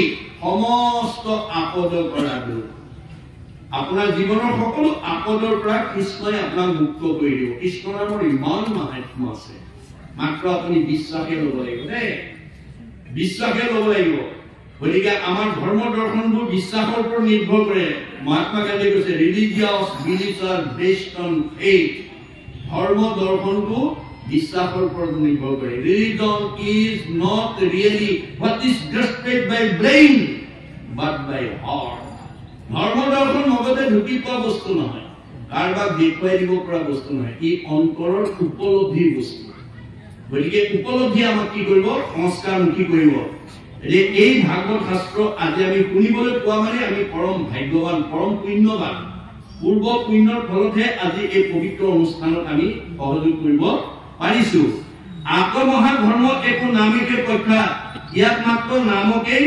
প্ৰখ্যাত কৰি দেখুৱাইছে শ্ৰৱণ মাত্ৰকে কৰে কৃষ্ণক সাক্ষাৎ আপোনালোকে আজি দৰে শ্ৰৱণ কৰি থাকিলে আপোনালোকে ইজনে সিজনক একাত্ম বুদ্ধি লাগি যাব আপোনাৰ বাহ্যিক দেহৰ বিচাৰটো নাইকিয়া হৈ যাব আমি যে এক আত্মা এই ঈশ্বৰ সকলো আমাৰ মনলৈ ভাৱ হৈ যায় এইটো কথা ব্ৰজৰ গোপীসকলে দেখুৱাই থৈ গৈছে আপোনালোকে জানে কংসক বধ কৰিবৰ কাৰণে অসুৰে যেতিয়া ব্ৰজধামত গৈ গোপীসকলক কৈছিল ৰামকৃষ্ণক দিয়া দুদিনমানৰ কাৰণে গোপীসকলে দিব খোজা নাছিল অসুৰক কৈছিল নাই নাই নাই নাই কৃষ্ণ বলৰামৰ অবিহনে আমি এক খন্তেকো থাকিব নোৱাৰো এওঁলোকৰ লগতে আমি খেলা ধূলা কৰি আছো এওঁলোকক এৰি দিব নোৱাৰো তেতিয়া অসুৰে কৈছে নাই নাই পুলকংসৰ অত্যাচাৰত মথুৰাবাসী ত্ৰাহি মধুসূদন দেখিছে তোমালোকে কেইটামান দিনৰ কাৰণে মাত্ৰ দিয়া গতিকে কংসক বধ কৰাৰ পিছত মই আকৌ তোমালোকৰ মাজলৈ কৃষ্ণ বলৰামক পঠাই দিম খুৰাকৰ কথা বিশ্বাস কৰি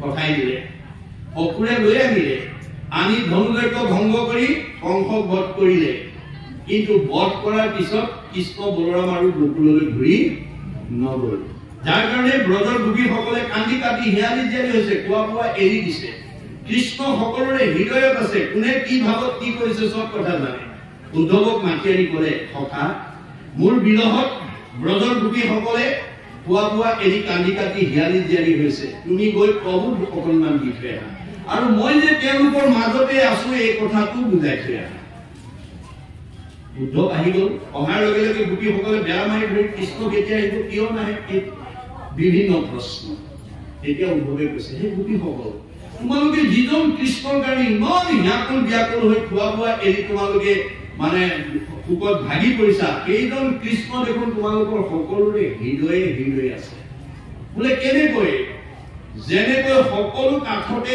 অগ্নি সোমাই আছে উপমা দিছে সমস্ত কাষ্ঠতে অগ্নি আচন্ত ব্যাপী ঘড়ীখন বিনে তাংক নেদেখে তথাপি সকলো কাঠতে জুই সোমাই আছে কিন্তু যেতিয়ালৈকে ঘঁহাই দিয়া নাযায় তেতিয়ালৈকে তাৰ ভিতৰৰ জুইটো আমি দেখা নাপাওঁ উদাহৰণস্বৰূপে জুই চেলা কাঠিটোতে বাঁহটোতে জুই সোমাই আছে এহাতে কাঠি কৰে এহাতে বাঁহটো লৈ পেলাই যদি আপুনি দিনৰ দিনটো বহি থাকে তাৰ ভিতৰৰ জুইটো দেখিবলৈ পাবনে নাপায় যেতিয়ালৈকে কাঠিটো লৈ বাঁহটো ঘঁহাই দিয়া নাযায় তেতিয়ালৈকে তাৰ ভিতৰৰ জুইটো আমি দেখা নাপাওঁ সেই মতে কৃষ্ণ আছে সবাৰো হৃদিত ভকতি নভৈলে মন্ত্ৰ কাহাটো বিদিত গতিকে হৰিজনে ভগৱানৰ সকলো হৃদয়তে আছে আমি যেতিয়া ভকতি নকৰিম তেতিয়াহ'লে ইজনে সিজনক চিনি পাব নোৱাৰিম হেম দানি নিজে কৰা শ্ৰৱণ কীৰ্তন হৃদি মধ্যে দেখা সেই পংকজ লোচন আমাৰ সকলোৰে হৃদয়তে যে পৰম ব্ৰহ্ম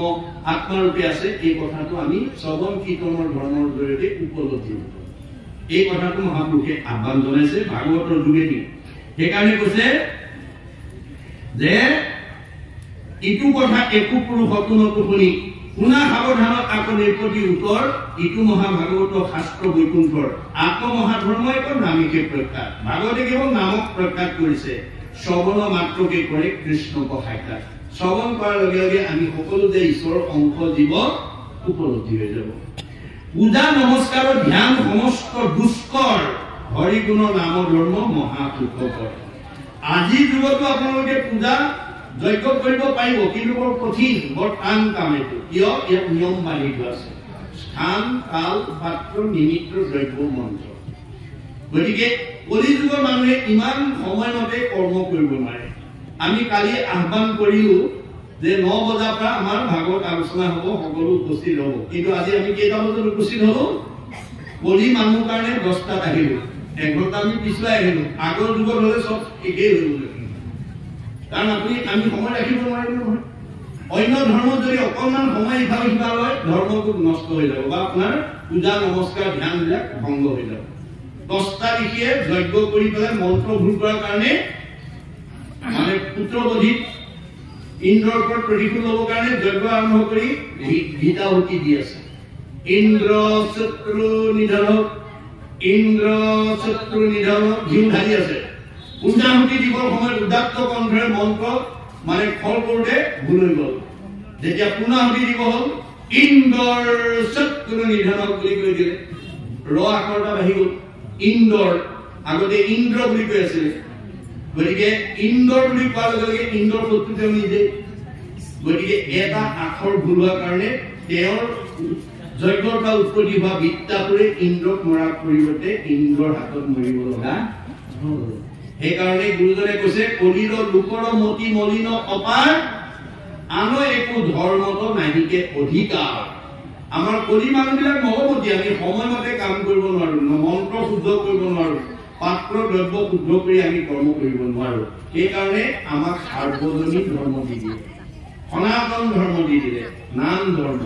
ইয়াত কোনো নিয়ম বান্ধি দিয়া নাই। সকলোৱে ঈশ্বৰ বুলি কয়, ৰাতিপুৱাও পাৰিব, গধূলিও পাৰিব, খাওঁতেও পাৰিব, শুওঁতেও পাৰিব, উঠোতেও বহোতেও পাৰিব, সকলো সময়তে আমি পাৰিব। গতিকে আমাক এই সাৰ্বজনীন সনাতন ধৰ্ম মহাপুৰুষে দি কৈছে, আৰু এইবিলাক বৰ দুষ্কৰ বুলি কৈছে। পূজা নমস্কাৰ ধ্যান সমস্তে দুষ্কৰ। এতিয়া আমি সত্য যুগৰ দৰে আমি হাজাৰ মানে শ বছৰ ধৰি গছৰ তলত ধ্যান কৰি থকা আমাৰ মানে বয়স আমাৰ মানুহৰ নাই, কলি যুগৰ মানুহৰ নাই। এইবোৰ দুষ্কৰ। হৰিগুণৰ নামত মহাসুখকৰ। গতিকে ভগৱানৰ নাম লোৱাটো অতি সহজতে পাৰে। স্ত্ৰী বাল্য বৃদ্ধ সমস্তৰে অধিকাৰ। আমাৰ অন্য ধৰ্মবিলাক সকলোৱে কৰিব নোৱাৰে, যাৰো যেন বিধি আছে তাৰে সেই কেৱল অধিকাৰ। মাইকী মানুহে পূজা পাঠ মানে যজ্ঞ কৰিব নোৱাৰিব, গতিকে তাক মতা মানুহে পাৰিব, আৰু সেই দেৱ ভাষা সংস্কৃত বা মূল মন্ত্ৰ জনা সকলে পাৰিব নোৱাৰে। কিন্তু আমাৰ নাম সকলোৰে অধিকাৰ। বাল্য বৃদ্ধ মানে সকলো স্ত্ৰী বাল্য সকলোৱে আমাৰ ল'ব পাৰিব। সেইকাৰণে সাম্যবাদ দি থৈ গৈছে দেই শংকৰদেৱে। পৃথিৱীৰ এজনেই গুৰু যিজনে সাম্যবাদ দি থৈ গৈছে, আত্মদৰ্শন দেখুৱাই থৈ গৈছে। গতিকে আমাৰ দেহৰহে মতা মাইকী আছে, আত্মাৰ নাই। গতিকে মাইকী মানুহ হ'ব পাৰে, কিন্তু তেওঁ যদি পূৰ্ণ আত্মা হয়, মাইকী মানুহ হলেও পূৰ্ণ আত্মা যিজনী মাইকী মানুহ আৰু যিজনী গাভৰু ছোৱালী দেহত থাকিব, তেওঁ ধৰ্মৰ প্ৰতি, ভকতৰ প্ৰতি, ঈশ্বৰৰ প্ৰতি শ্ৰদ্ধা থাকিব। আৰু পাপ আত্মা বা অসংস্কাৰী জীৱ যদি ডেকা ল'ৰা বা ডাঙৰ আমাৰ মতা মানুহৰ দেহত থাকে, সেইজন মতা মানুহ অহংকাৰী হ'ব, অভিমানী হ'ব, ধৰ্ম বিৰোধী হ'ব, ভকত বিৰোধী হ'ব। গতিকে আত্মাৰ দুটা, এটা সংস্কাৰ আৰু এটা অসংস্কাৰ, এটা পুণ্যাত্মা আৰু এটা পাপ আত্মা। গতিকে আত্মাৰ মতা মাইকী নাই, দেহৰহে মতা মাইকী আছে। সেইকাৰণে আমাৰ মাইকী মানুহে শাস্ত্ৰ পঢ়িব নোৱাৰিব, ভাগৱত পঢ়িব নোৱাৰিব, কীৰ্তন পঢ়িব নোৱাৰিব, এনেকুৱা কোনো নিয়ম বাধা নিষেধ আমাৰ গুৰু ধৰ্মত নাই।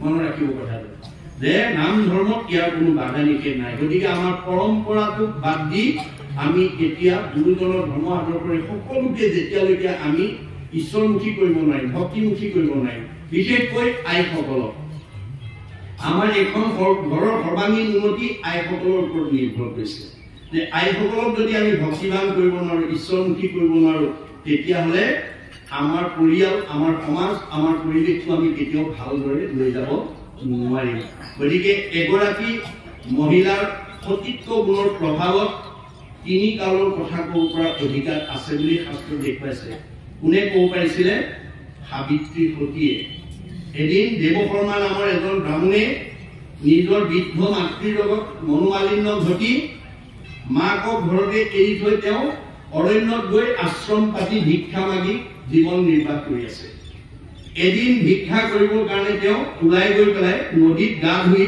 তিয়নিখন পাৰতে শুকাবৰ কাৰণে মেলি থৈছিল তাতে এটা বগলী আৰু কাউৰী আহি পৰি মৌতিয়া কৰিলে কৰাৰ লগে লগে দেৱশৰ্মাই ক্ৰোধাগ্নিৰে চালে চোৱাৰ লগে লগে ক্ৰোধাগ্নিত পৰি কাউৰী আৰু বগলীটো ভস্মীভূত হ'ল পুনৰ কাপোৰখন ধুই পখালি পৰিষ্কাৰ কৰি তেওঁ ভিক্ষা হেতু পাইলা গয়া সাবিত্ৰীৰ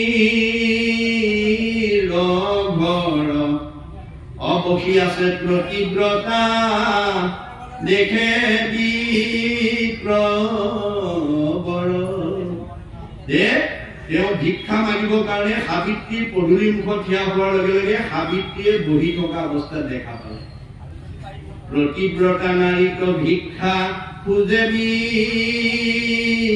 বিপ্ৰবৰ অনিজ স্বামী ভ্ৰমণান্তে আহে নিজ ঘৰ যিটো সময়ত তেওঁ ভিক্ষাৰ জোৰোঙা লৈ সাবিত্ৰী সতী দুৱাৰ মুখত থিয় হৈছে এই একেটা সময়তে স্বামী প্ৰবাসৰ পৰা আহি ঘৰৰ ভিতৰত সোমাইছে এতিয়া সাবিত্ৰী সতী দুটা অৱস্থাৰ সন্মুখীন হৈছে ভিক্ষাৰী আহি দুৱাৰ মুখত ৰৈছে আৰু স্বামী প্ৰবাসৰ পৰা আহি ভিতৰত সোমাইছে মানে সাবিত্ৰী সতীয়ে সিদ্ধান্ত ললে যিহেতু স্বামী বহুত দূৰৰ পৰা খোজকাঢ়ি কষ্ট কৰি আহিছে মই স্বামী শুশ্ৰূষাটো আগতে কৰি লম এইবুলি তেওঁ কি কৰিলে অস্বামী দেখি প্ৰতিব্ৰতা দিলে কয় আসন বহিবাক লাগি পাছে কৰিলা অৰ্পণ বহিবৰ কাৰণে আসন এখন তেওঁ দিলে তাৰপিছত দ্বিতীয় কাৰ্যসূচী তেওঁ যিহেতু খোজকাঢ়ি আহিছে ভৰি বিষাই আহিছে ভৰি বিষটো উপশম কৰিবৰ কাৰণে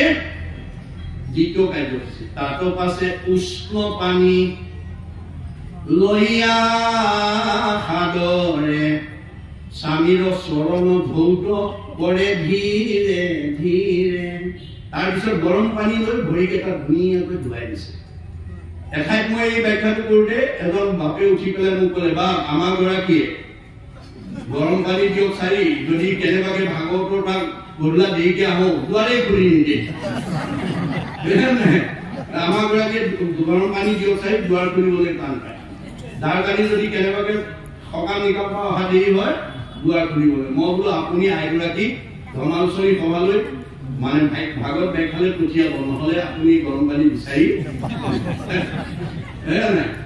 এই মতে স্বামী সেৱা কৰি তাতোপৰ ভিক্ষা দিবে লাগি সতী আহিলা সতৰ এইদৰে প্ৰথমতে স্বামী শুশ্ৰূষাটো কৰি লোৱাৰ পিছত লৰালৰিকৈ তেওঁ ভিক্ষা দিবৰ কাৰণে ওলাই আহিছে কিন্তু অলপ কলম হোৱা দেখি বিলম্ব হৈয়া দেখি হেৰি ব্ৰহ্মচাৰী কৰিলন্ত মহাকুৰ্ধ সাবিত্ৰীৰ উপৰি এওঁ ভাবিছে মোক অৱহেলা কৰি স্বামীক প্ৰাধান্য দিছে গতিকে তেওঁকো এসেকা দিওঁ এৰি ক্ৰোধাগ্নিৰে চালে চোৱা দেখি সাবিত্ৰীয়ে হাঁহি কৈছে হাঁকি হাঁকি প্ৰতিব্ৰতা বুলিলা বচন আমক বায়স নাহি কৰিবা জ্ঞান দেৱকৰ্মা তুমি আকৌ মোক সেই চৰাই হাল বুলি নাভাবিবা দেই উদ্ধ কৰি মাৰি আছা বিহংগ যুগল ৰূপ কৰি হাল কৰা বিক্ৰৰ নন্দন খং কৰি তুমি চৰাই হাল মাৰি আহিছা আৰু সেই খঙে মোক প্ৰতিক্ৰিয়া কৰিম বুলি ভাবিছা তোমাৰ খঙে মোক প্ৰতিক্ৰিয়া কৰিব নোৱাৰে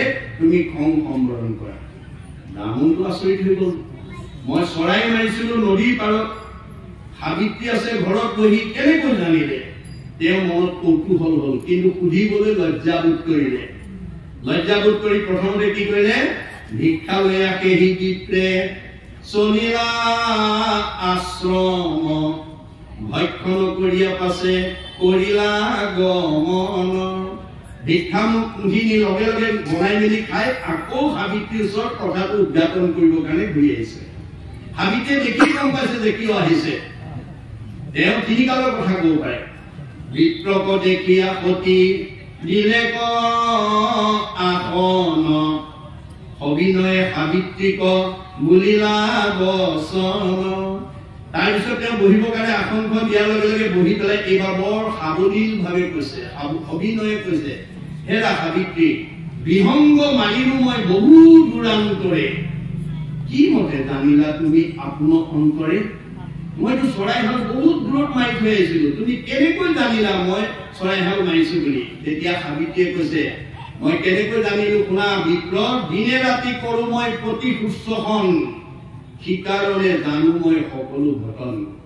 মই দৈনন্দিন জীৱনত স্বামী ভক্তি কৰাৰ ফলত যিটো মোৰ পুণ্য অৰ্জন হৈছে তাৰ ফলত মই দৈনন্দিন ঘটনাৰ কথা ক'ব পাৰো। অকল সিমানেই নহয়, পঢ়িব সকলো পাৰো স্বামী সেৱা ফলে, ত্ৰিকালৰ ঘটনা মই জানো অন্তৰে।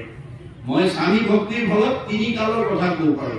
তুমি একমাত্ৰ বৃদ্ধ মাতৃৰ লগত মনোমালিন্য হৈ মাতৃক ঘৰত এৰি তুমি আশ্ৰমত আহি ভিক্ষা মাগি জীৱন কটাইছা, কিন্তু যিজনী মাতৃয়ে তোমাক জন্ম দিলে তোমাৰ হাতত এনে বস্তু নাই যাক দি তুমি মানৱ জন্মৰ 100টা বছৰত পিতৃ মাতৃ ঋণ পৰিশোধ কৰিব পাৰা। ভাগৱতত কৈছে, যিটো পিতৃ মাতৃ জন্মিলে দেহ পুতিলে অনুদিন অতেক বছৰে সিটো পুত্ৰে তাৰ পুজিবে নোৱাৰে।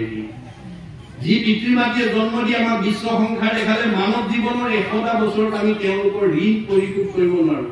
তেনেস্থলত কোনোবাই যদি পুত্ৰ হৈ যিটো পিতৃক নুপুহ হৈ দুৰ্জনক আতি আবাতি তাহাৰো মাংসক তাকে খোৱাওৱে জমৰ কিন কৰে কাটি।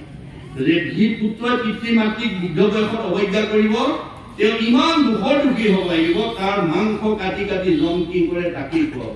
অকল সিমানেই নহয়, বৃদ্ধ পিতৃ মাতৃ গুৰু বন্ধুজন নুপুহে পিতৃ পুত্ৰক নিশ্বাস কাঢ়ন্তে জীৱনতে থাকন্তে জানিবা কিটো মৃতক।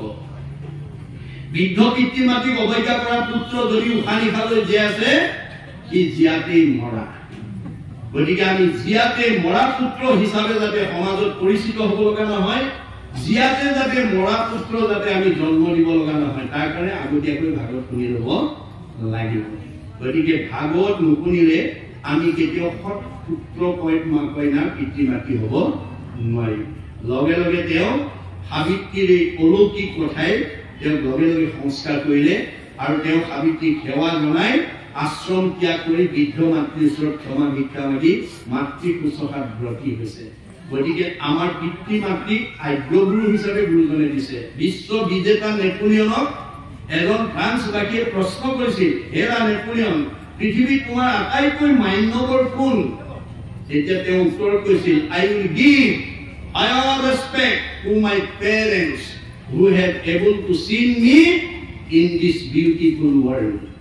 যি পিতৃ মাতৃয়ে জন্ম দি মোক এই বিচিত্ৰ সংসাৰ দেখালে পৃথিৱীত তেওঁলোকতকৈ আৰু মোৰ মান্যবৰ দ্বিতীয় ব্যক্তি হ'ব নোৱাৰে। যাক শংকৰদেৱে আদ্য গুৰু বুলি কৈছে পিতৃ মাতৃ।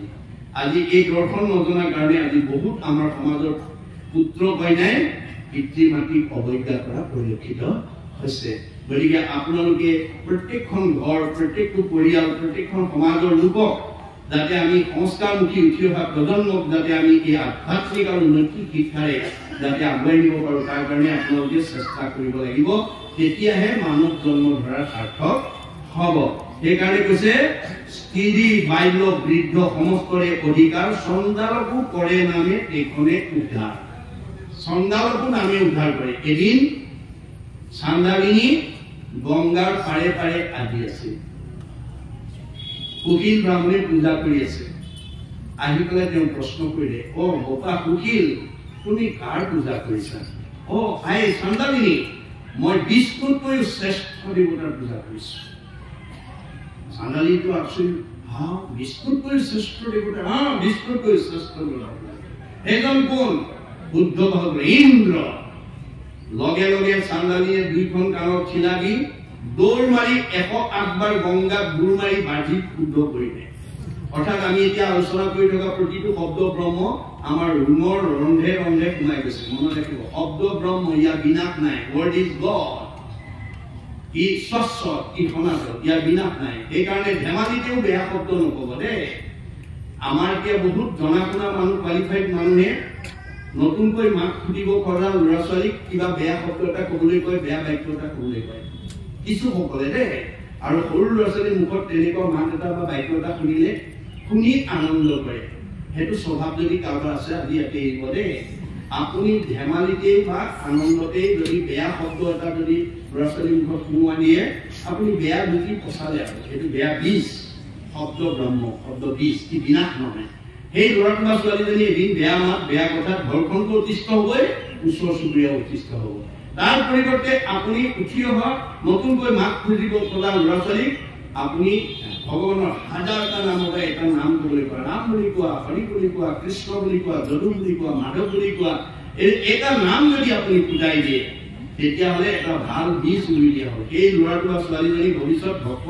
হ'বই ঈশ্বৰৰ প্ৰতি শ্ৰদ্ধাশীল হ'ব ডাঙৰ প্ৰতি আস্থাশীল হ'ব সকলো দেখি হ'ব মনত ৰাখিব কথাটো গতিকে শব্দ ব্ৰহ্ম গতিকে চান্দালিনীয়ে সেই কথাটো শুনাৰ লগে লগে কাণত শিলা দি 108বাৰ বুল মাৰি বাহিৰটো শুদ্ধ কৰিলে কিন্তু শব্দটো কাণেদি সোমাই গ'ল তাৰ প্ৰতিক্ৰিয়াৰ পৰা নিজক বচাবৰ কাৰণে পাৰতে বহি কৃষ্ণ নাম জপ কৰি আছে তেনেকুৱাতে দেৱকী নাৰদ আহিব আহি পেলাই তেওঁক দেখা পাই ক'লে নাৰদে সুধিলে আই চান্দালিনী তুমি তিতা বস্তুৱে কি কৰিছা হে বোপা কি ক'বা মই আজি মোৰ ডাঙৰ দুৰ্ঘটনা হ'ল কি হ'ল মই গংগাৰ পাৰে পাৰে আহি আছিলো উঠিলে পূজা কৰি আছিলে কাৰ পূজা বুলি সুধিলো বিষ্ণুতকৈ শ্ৰেষ্ঠ দেৱতা বুলি ক'লে আৰু সেইজন কোন বুলি সোধা ইন্দ্ৰ বুলি ক'লে ইন্দ্ৰ বুলি কোৱাৰ লগে লগে মই কাণত শিলা দি 108বাৰ বুল মাৰি গংগাক বাহিৰটো শুদ্ধ কৰিলো কিন্তু শব্দটো কাণৰ মাজেদি সোমাই গ'ল তাৰ প্ৰতিক্ৰিয়াৰ পৰা নিষ্কৃতি পাবৰ কাৰণে মই কৃষ্ণ নাম জপ কৰি আছো এতিয়া চান্দালিনীক নাৰদে ক'লে কি কোৱা চান্দালিনী যাক চুলে গা ধুব লাগে যাৰ ছাঁটো গছকিলে অপবিত্ৰ হয় যাৰ লগত সংলাপ কৰিলে অপবিত্ৰ হয় তোমাক কোনোবাই অপবিত্ৰ কৰিছে এই কথাত মই আশ্চৰ্য প্ৰকাশ কৰিছো তেতিয়া চান্দালিনীয়ে এই কথাটো কৈছে কি বুলি বোপা নাৰদ তুমি ঠিকেই কৈছা কিন্তু মোৰ পূৰ্ব জন্মত ভগৱন্তৰ চৰণত এটা নিবেদন আছিল আৰু মোৰ নিবেদনটো তেওঁ অনুমোদন জনাই থৈছিল মোৰ নিবেদনটো আছিল প্ৰভু কৰ্ম ফলে মোক তুমি য'তেই জন্ম নিদিয়া মহানগৰতে দিয়া বা চহৰতে দিয়া পাহাৰৰ ওপৰতে দিয়া বা নদীৰ পাৰতে দিয়া নাম খোলাতে দিয়া বা মানে আপোনাৰ মংগলদৈতে দিয়া তাতেই থাকি যাতে তোমাৰ নাম ল'ব পাৰো এই কৃপা তুমি মোক কৰিব লাগে গতিকে নাৰদ তুমি কোৱাৰ দৰে মই কৰ্ম ফলে চান্দালিনীৰ গৰ্ভত জন্ম ললো সঁচা কিন্তু কৃষ্ণ কি পৰম দেৱ সংসাৰতে সাৰ পাতকী উত্তৰে মাত্ৰ নাম লৈলে যা যিজন ভগৱন্তৰ নাম ল'লে মহাপাতকী উত্তৰি যাব পাৰে সেই কৃষ্ণ এৰি যিটো আন দেৱ পূজয় অসুতো অধমসিটো একোৱে নুবুজয় হেন পাখণ্ডত মই কৰিলো আলাপ এতেকে সিজিল মোৰ অমোচন পাপ গতিকে সেইজন মানে মহাপাপীৰ লগত অধমৰ লগত কথা পতাৰ কাৰণে মোৰ অমোচন পাপ হ'ল আৰু তাৰ নিষ্কৃতিৰ কাৰণে মই এই ব্যৱস্থা কৰিছো নাৰদেটো শুনি আশ্চৰ্য প্ৰকাশ কৰিলে নাৰদে সেই মুহূৰ্তলৈকে নিজকে 12 বৈষ্ণৱৰ ভিতৰত এজন শ্ৰেষ্ঠ বৈষ্ণৱ বুলি অহংকাৰ আছিল আৰু চান্দালিনীক নিজ জাতি বুলি ভাবিছিল কিন্তু অতি পাতকী কৰি হৰিহ ধ্যাই কৃষ্ণক এক নিমিষ ভৈল পুণ্যশালী সিও বিচিত্ৰ পবিত্ৰকাৰীকো কৰে পবিত্ৰ চান্দালিনীৰ কথাই নাৰদক পবিত্ৰৰো পবিত্ৰ কৰিলে পবিত্ৰ পবিত্ৰ কৰি দিলে আৰু স্বীকাৰ কৰিলে হে চান্দালিনী এই সময়লৈকে মই 12 বৈষ্ণৱৰ ভিতৰত নিজকে এজন শ্ৰেষ্ঠ বৈষ্ণৱ বুলি ভাবি আছিলো আৰু তোমাক মই নিজ জাতি বুলি গণ্য কৰি আছিলো পিছে তোমাৰ বক্তব্যই আজি মোক সংস্কাৰ কৰি দিলে চাৰিও বেদৰ তত্ত্ব তই আছো জানি তই সি উত্তম জাতি তই মহাজ্ঞানী তীৰ্থকো পবিত্ৰ কৰে ইটো পুনশ্চিত লোকদৰ্শনে হুৱে জগত প্ৰভি গতিকে ঈশ্বৰৰ নাম লোৱা ভকতক যদি দৰ্শন কৰে তীৰ্থ কৰিবলৈ যাব নালাগে মনত ৰাখিব কথাটো আমাৰ বেদৰ দৰ্শন মতে আজি তাৰিখত কোনোবাই পৰম্পৰা হওক লোকবিশ্বাস হওক জনবিশ্বাস হওক প্ৰাধান্য দি আজি তাৰিখত আপুনি বা মই গৈ গংগা গয়া কাশী প্ৰয়াগ ক্ষেত্ৰত আমি গা ধুব পাৰিম, কিন্তু বেদৰ মতে ভাগৱতৰ মতে গাৰ মলিখিনিহে অঁতৰাই থৈ আহিব পাৰিম। গংগা আদি কৰি যত তীৰ্থ নিৰন্তৰ কেৱলে হৰন্ত মাত্ৰ পাপ শৰীৰৰ। গাৰ মলিহে অঁতৰাব পাৰিম, মনৰ মলি অঁতৰাব নোৱাৰো। সাধুৰ সংগে বাহিৰে ভিতৰে শুদ্ধি কৰে, হেন সাধু সেৱা নকৰিব পুনৰে। আজিৰ অনুষ্ঠানটোলৈ আহিলে আমাৰ বাহিৰ ভিতৰ দুইটা শুদ্ধ হৈ যাব। গতিকে গংগা গয়া কাশীক তীৰ্থক অপবিত্ৰ কৰি দিয়ে কোনে? পাপী বিলাকে। কোনে কৈছিল? বিদুৰে কৈছিল। কেতিয়া? সুদীৰ্ঘ 14 বছৰ কাল, প্ৰায় 14 বছৰ কাল তীৰ্থ পৰ্যটন কৰি মহাভাৰতৰ যুদ্ধৰ পিছত কৃষ্ণই যেতিয়া যুধিষ্ঠিৰক ৰজা পাতিছিল, তেতিয়া বিদুৰ প্ৰত্যাৱৰ্তন হৈ ঘূৰি আহিছিল। পদূলিৰ মুখৰ পৰা যুধিষ্ঠিৰ আৰু কুন্তীকে প্ৰমুখ কৰি পঞ্চ পাণ্ডৱে সাবত মাৰি ধৰি যুধিষ্ঠিৰে বিদুৰক উদ্দেশ্যি কৈছিল, খুৰাদেৱ তুমি অপদিন ক'ত তীৰ্থ কৰিলা, ক'ত খালা, ক'ত শুলা? মই ভাবিছো তুমি তীৰ্থত গৈ তুমি পবিত্ৰ হোৱা নাই, তুমিহে তীৰ্থক পবিত্ৰ কৰিলা। অকোন ক্ষেত্ৰ তীৰ্থভূমি এতকালে পুৰা ভ্ৰমি, কেন মতে মিলিল আহাৰ, অজানিলো তোমাক পাই, তীৰ্থে পবিত্ৰ হৈলা, তীৰ্থৰেকে সাধা উপকাৰ। খুৰাদেৱ তুমি গৈ তীৰ্থ পবিত্ৰ হোৱা নাই, তুমিহে তীৰ্থক পবিত্ৰ কৰিলা। কিয়? পাতকীৰ সংস্পৰ্শত গংগা আদি তীৰ্থ যত পাপে হুৱে পৰম মলিন, হৰিক হৃদয়ে দৈ ভকতে পৰকে গৈ তেবে হুৱে পাতকৰহীন। গংগা গয়া কাশী পাপী বিলাকে গৈ চুই দিয়াৰ লগে লগে গংগা গয়া কাশী বিলাক পাপযুক্ত হৈ যায়।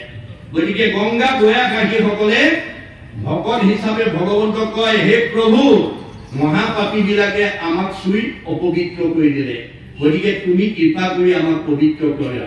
পবিত্ৰ কৰিব লাগি মহাতীৰ্থ জল তীৰ্থে তীৰ্থে ফুৰে তজু ভকত সকল। গতিকে গংগা গয়া কাশীত ভকতে গংগা গয়া কাশীক পবিত্ৰ কৰিবৰ কাৰণে তীৰ্থ কৰে। মহাপ্ৰভু শংকৰদেৱে একাধিকবাৰ তীৰ্থ কৰিছিল, নিজে শুদ্ধ হবৰ কাৰণে নহয়, গংগা গয়া কাশীক শুদ্ধ কৰিবৰ কাৰণে। মনত ৰাখিব কথাটো।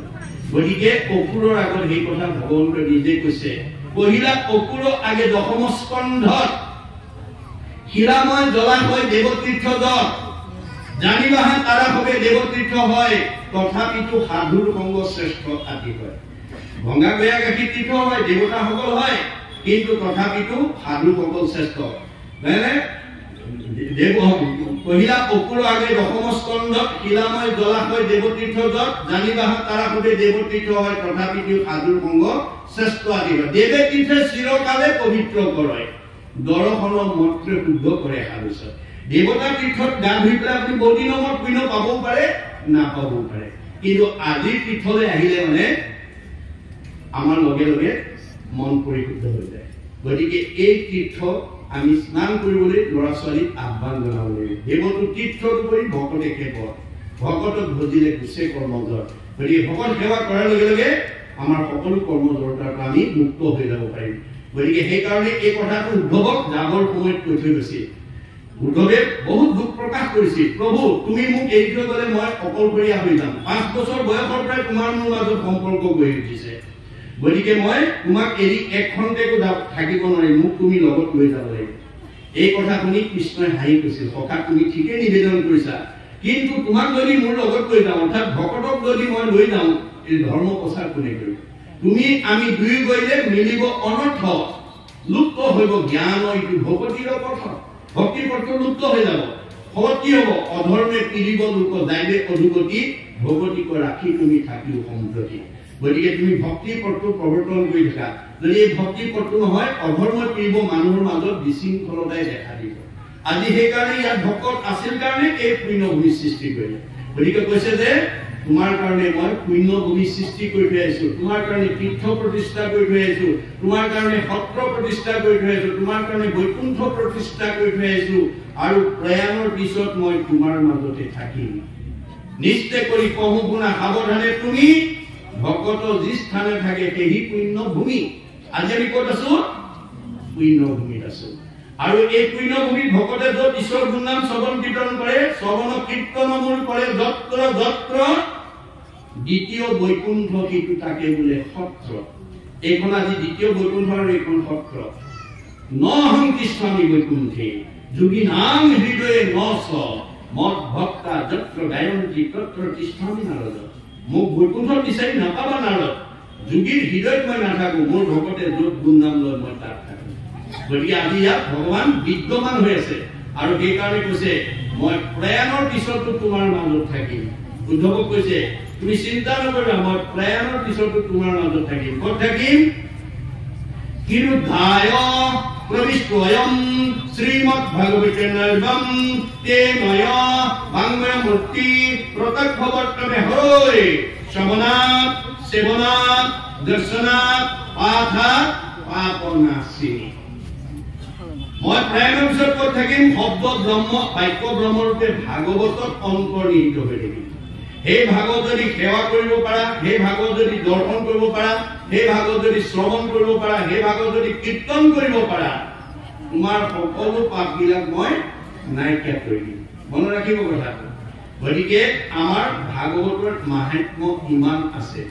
এই ভাগৱত আমি মানে দৰ্শন সেৱা শ্ৰৱণ আৰু কীৰ্তন কৰিলে পাপবিলাক নাইকিয়া কৰোঁ। পাপ অন্য বস্তু নহয়, ই আমাৰ মনৰ কিছুমান বেয়া গুণৰ সমষ্টি।